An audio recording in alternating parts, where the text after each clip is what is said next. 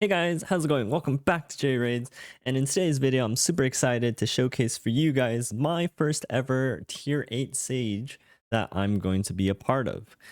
This is very exciting actually. I think in the past I've only been mostly in rank 6 sieges, and then very recently we've been as a clan trying out a little bit more in going up into tier 7, and honestly tier 8 is not that far away, at least in terms of getting there. All you have to do is win a tier 7 siege in order to get to tier 8. But yeah, this is our first time in tier 8, at least for me, and the rewards are fantastic if you are able to win the tier 8 siege. Look at the rewards first of all. I just want to showcase for you guys. Obviously tier 8 siege is definitely something that's very end game in terms of the accounts that you'll generally face, as well as needing to be in a relatively high ranked clan in order to even have access to it. But look at the rewards here. Not only do you get 3 of each of the accessory types, some mythical chaos ores, blah blah blah, the primal shards, but it's really the relic materials that come in, like the 50 mythical clan fragments. This is the only place you can really get, or that you can actually get, mythical fragments for this clan relics. And there's some really powerful relics available in that. Now, what I'm actually pretty happy about is our opposing clan is actually fairly similar rank to us. It's really hard to know who's actually in tier 8, but I think luckily we actually matched up pretty nicely. We have a rank 158 clan over here, and our clan themselves is rank 169. But of course, player power isn't necessarily end all be all sort of determination of how balanced the overall matchmaking is. But this is day 1. We've made it up to the stronghold, and I will say that even though I think that we're pretty similarly ranked, we have seen, I would say, much stronger defenses in some of the lower tier sieges that we've had. Just looking across the team, there really isn't anything. I think the overall power level of these defenses, especially in the stronghold, are just generally a lot weaker than what I've normally seen in some of my past sieges. So today we're just going to crack at some of the, we'll do some of our battles. I'll probably do at least 2 of them for now. And then I'll just try to walk through how the siege goes, and we'll come back and hopefully we have the win and I can show you guys the reward. But right now we're in the stronghold. Let's try to find like a nice team to sort of go at. Definitely trying to aim for one of the stronger teams. I would say I'm not to brag, but I would say I'm one of the better performing PvE players in our clan, at least when it comes to classic and live. So I feel like the level of teams I'll try to aim for are going to be a little bit higher. So just trying to fish out what I perceive to be the most difficult teams. Let's see. We have this team: the Crixia, Galathyr, Gizmak, and Embrius. I could do this one. I don't think this team's super scary, although their clan, the team power is relatively high, but I don't think it's that scary. I could easily beat this team. I might hold off on that. Yeah, I think I could easily take that team as well. This team might be trickier for other people to deal with if they don't have the right answers to it, but team power is a lot lower, so it's hard to say. It's hard to pick out like a super strong team. Like, I don't think any of these teams are particularly powerful. I'll just try to tackle what I think might be most annoying for my clanmates, which to me, I think that could be either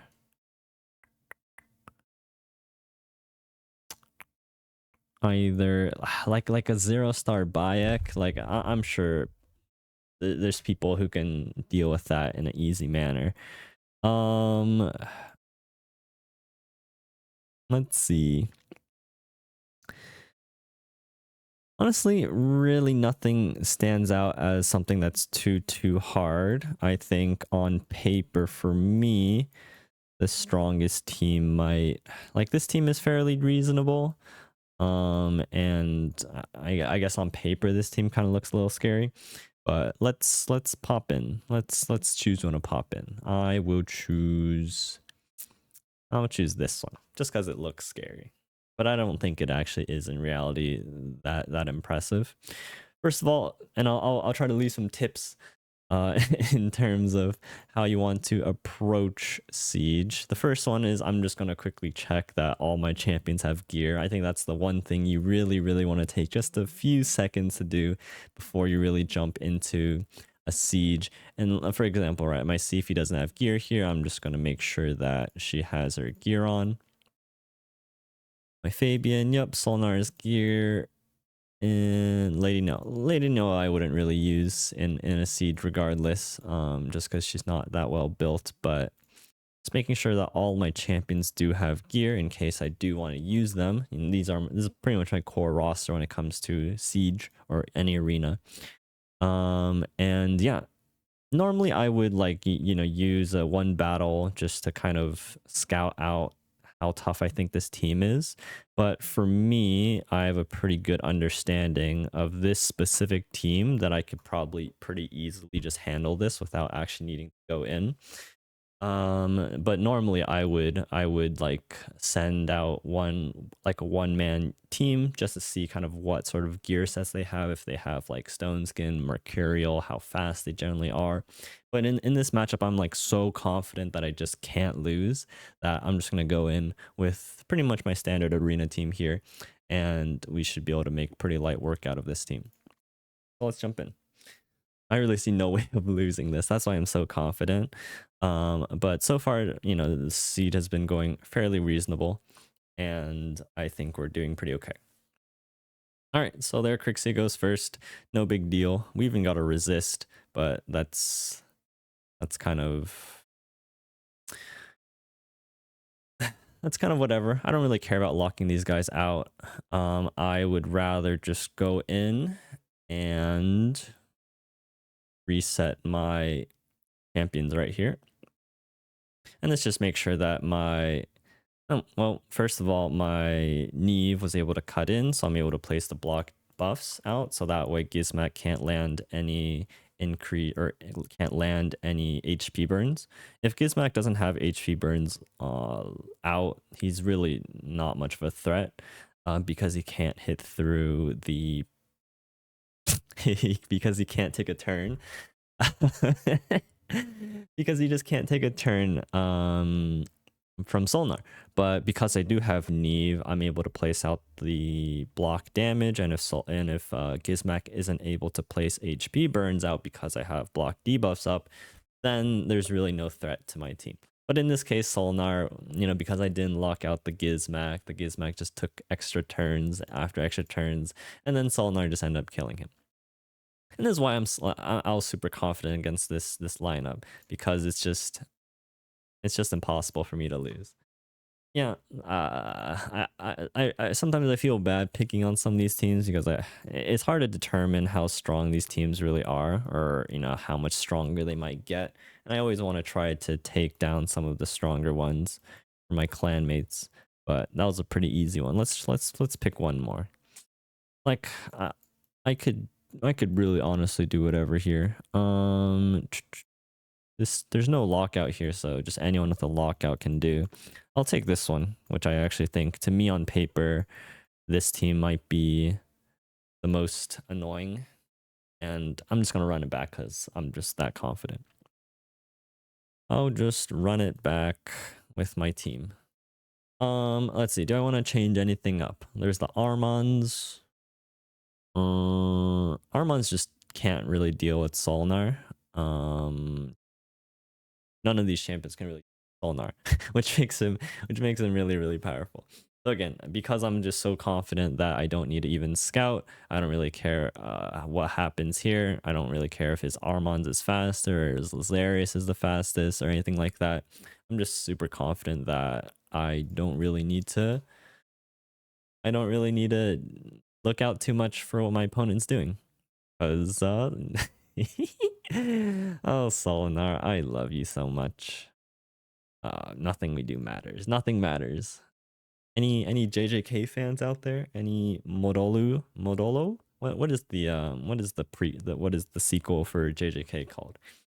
If you guys are if you guys are in the know, nothing matters. Nothing matters. Like we could play these on auto if we really wanted to, but I will just take the little bit of respect here. Oh, I actually got a sheep there. And okay. Solnar, man. He's so powerful. He's just so strong. That we were just able to kind of cakewalk through some of these teams. Oh, this team looks pretty powerful. Let's see. I feel pretty confident against this. Oh, but I just used all my good champs twice already. So I actually don't think I have a good answer to this team. Maybe I shouldn't have used all my good champs here. That's the thing you want to worry about in Siege. Normally, you can only use your champs twice. This time around, I do have 3 attack tokens or banners, whatever you want to call them.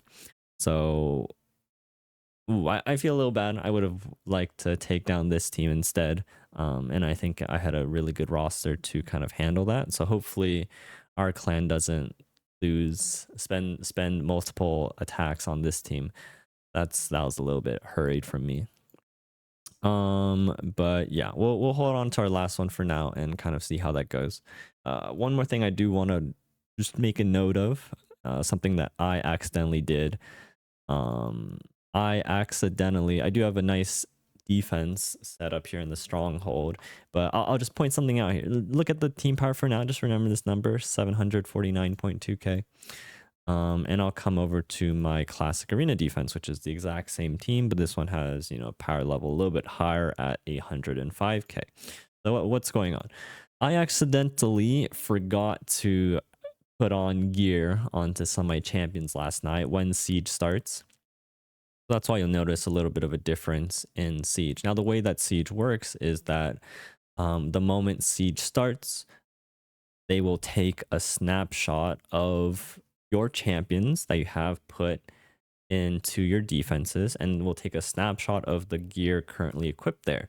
So after Siege starts, you're free to then just take off your gear, do whatever with it, move it, back and forth, whatever you need to do.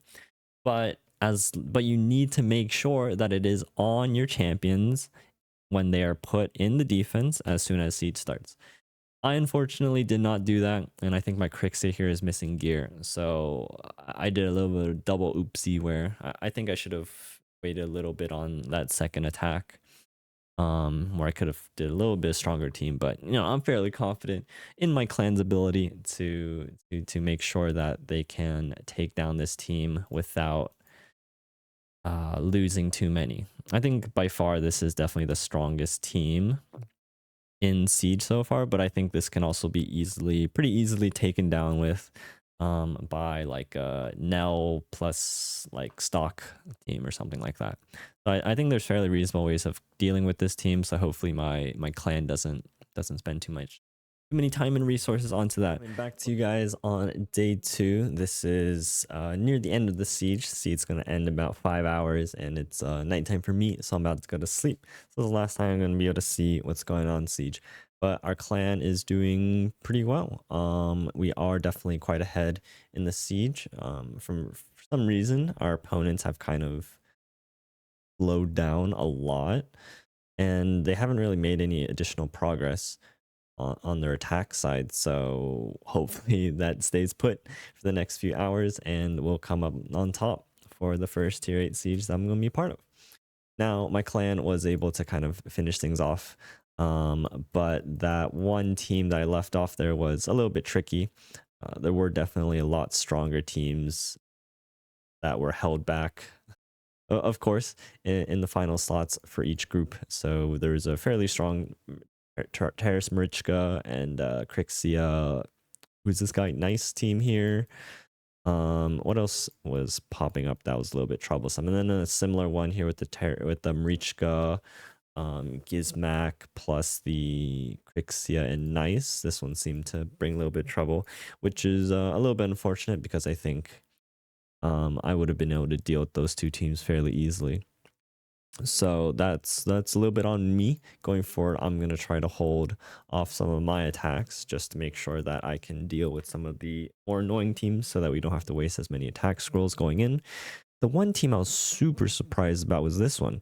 from LeoJack92. Pretty, we have like the Fabian Sifi plus the Carnage, but then this Bayek. I thought this like one like no ascension, not ascension, but no empowered Bayek wouldn't really prove to be a problem, but it looks like it was actually quite troublesome for a lot of our players, which was definitely very surprising for me, especially because against a Sifi, or you just have to run like either you run a faster lockout here.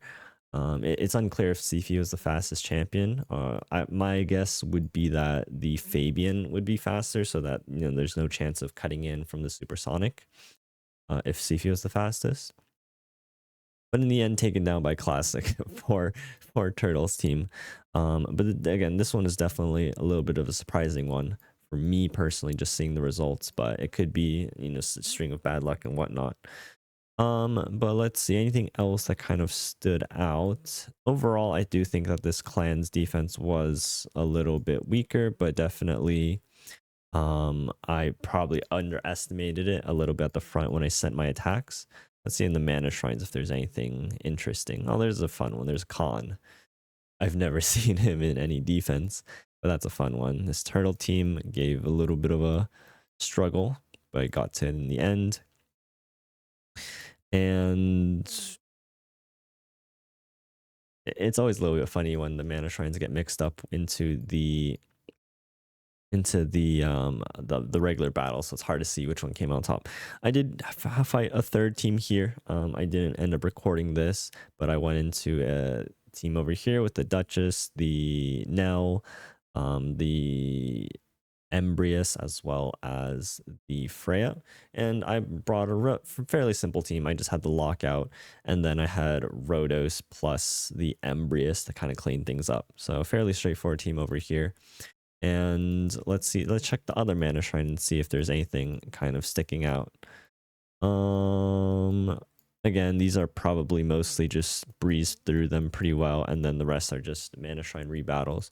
But from both sides, I think it was fairly aggressive in terms of not many places were able to hold up and actually win on the defense side. So it was very like blitz through from both sides. My defense here ended up winning 2 battles, I believe. We have here. Somehow, my Crixia, again, as I mentioned, was ungeared. I believe she was like missing 200 speed off of her. So actually fairly surprised that I ended up winning 2 fights. Oh, what just happened? I ended up winning 2 fights, which was a little bit surprising for me. But a defense win is a defense win, so we'll take those. Sorry, I don't know what's going on. But the end I got taken down by this team with the Fabian, the Armands, and then 2 nukers. I think this strategy is actually not too bad against this kind of team, like with the Solnar reset one, as long as you have a very well sort of speed tune on your lockout into your CC champion. So my guess here is that they just went Fabian lockout into Armand sheep, and then they were able to sheep the either like the Crixia, for example, so that I couldn't get my skills reset. Sorry, I don't know why that keeps jumping. And then they can oh my gosh, I don't know what's going on. And then like the Carnage comes in and block actives and block passives onto the rest of the team. So I think that's a fairly good strategy actually, to have a lockout champion followed by a CC champion of some sort, maybe like a Odin. Armand's in this case works well against this kind of team. But in terms of our defense, as you guys can see, they kind of blitz through it as well. No wins here, no wins here. 1 win against this team, but cleaned up by the double Terrace Marichka. No wins, no wins, no wins. Just 1, 2 occasional ones, and then this one actually had 5. But I think these wins were this guy's teams are a little bit suspect in terms of the power level strategy and some of the less common champions you kind of see, like this Toshiro attack. But overall, I think it was a fairly aggressive one, and it looks like they're still going. I expect that they'll make a push for it. Overall, I feel like we actually had less defense wins than them. This one did really well. This Neve plus God, names are so hard right now. Neve plus Nice with the Galathyr and the Theodosia. This defense did really well from our side and racked up a good amount of defense wins. But overall, I feel like our defenses just had less wins overall. So we'll see where they end up in their last few attacks. They still have a few more hours to kind of go through. Let's check. We still have most of our magic towers here kind of untouched. So they're going to have to, use a lot of their attacks to get through those. Let's see how they're doing here. So they're slowly making their way through this one, but they would have to get another 1.5k points, which would, I think, if we look at what we did to them, they would pretty much have to clear all of these magic towers. So they would have to do 1, 2, 3. I guess only 3. We didn't take magic tower 1, did we? We didn't. That maths up. That's oh, and I guess there's a defense tower back here that they have to take as well. So there's still definitely a lot of oh, and this mana shrine, which has 1 team left surprisingly. Has that been winning? No, they just haven't hit it. So they're definitely making headway here. And so hopefully when I wake up in the morning, I see a nice win in the victory. Unfortunately, I think I got carried by my clan a little bit this week. And I accidentally used my attacks a little bit too early when I probably could have saved them for a little bit harder teams. So we could save some of the attacks, but I think that's a good learning point to take to the future. So we'll check in the morning and we'll check out the results and hopefully we took the W. So we'll see you back in a short bit. Alrighty, we're back in the next morning with Siege, and from what it sounds like, for our clanmates, yes, we were able to snatch the win here. So in the final report, we have a 5,800 to 4,500, and we were able to win our first tier 8 siege. So we're just going to quickly claim some of these stuff. And finally, the victory chest. Look at this. We get, oh my god, it doesn't even fit on the screen. We have, oh, there's a slidey bar. That's cool. So we have 3 of each Pharaoh accessory. Let's see if we got anything good from the banners. Kind of mid. Any speed? Ooh, res speed with the mythical stat there, so we'll get to roll that up. And then accuracy with speed, so we got some fairly decent banners here. But the big part is, yeah, we got 100 primals, fantastic, coming up to the 2x primal shard. 700 clan gold is not bad. 2 mythical 6-star chaos, or again, fantastic. But we got the cool frame, and we got 50 mythical fragments. Like, this is a fantastic reward. Like, it is probably one of the best rewards in the game, or that the game gives you for just playing it, if you are able to get it, of course. I think it is a super difficult task, and most players will probably not be in the spot to be able to participate in a tier 8 siege, but also be able to win it, right? So you do have to be fairly high up with a fairly good clan. But shout out to my clan, Neglected Misfits, for taking the dub in this win. And so I'm very happy with that. Let's see if we can craft anything here. I think we only have about, we have some clan relics we can craft, but we can't craft the mythical ones quite yet. Ooh, essence question. That's quite nice. But the clan relic pool has some pretty decent ones, and let me just show you guys real quick while I crafted those 2. But I think out of the legendaries, the epic or the clan group has some of the best. We have Temporal Stagnator, which is fantastic for cooldown champions such as Fabian, for being able to also do their increased cooldown even on a weak hit. So this goes up to, let's say, if like a level 5, that goes up to extra 20%. So a 40% chance on a weak hit to actually increase cooldowns, which is phenomenally strong, and on top of giving both accuracy as well as speed. Essence Quencher is an interesting damage dealing relic, where it increases damage dealt based off the target's current turn meter. So the higher the target's turn meter is, the more damage you're going to do. It also just, let's see, damage cannot be